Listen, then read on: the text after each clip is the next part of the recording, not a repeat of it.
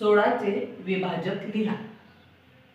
यासाठी आपण काय करूया, 16ला 1 पासून 16 पर्यंतच्या सर्व संख्यांनी आधी भाग देऊन बघूया।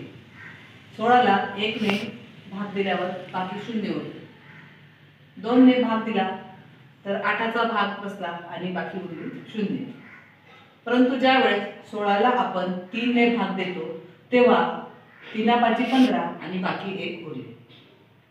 4 ने भाग दिल्यावर 4 चौक 16 बाकी 0 उरले। 5 ने जेव्हा आपण 16ला भागू तेव्हा 5 त्रिक 15 3चा भाग बसला आणि बाकी 1 उरले। 6 ने 2चा भाग बसतो आणि बाकी उरते 4। 7 ने भाग दिल्यावर सुद्धा बाकी उरले। परंतु 8 ने ज्यावेळेस भाग देतो तेव्हा 8 दुने 16 आणि बाकी 0 उरले। अशा पद्धतीने जेव्हा आपण 16ला 1 पासून ते 16 पर्यंतच्या सर्व संख्यांनी वेगवेगळे भागून घेतले तेव्हा असं लक्षात आलं की 1 4 8 आणि 16 या संख्या आणि 2 या संख्यांनी भाग दिल्यावर 16ला भाग दिल्यावर बाकी 0 उरलेले।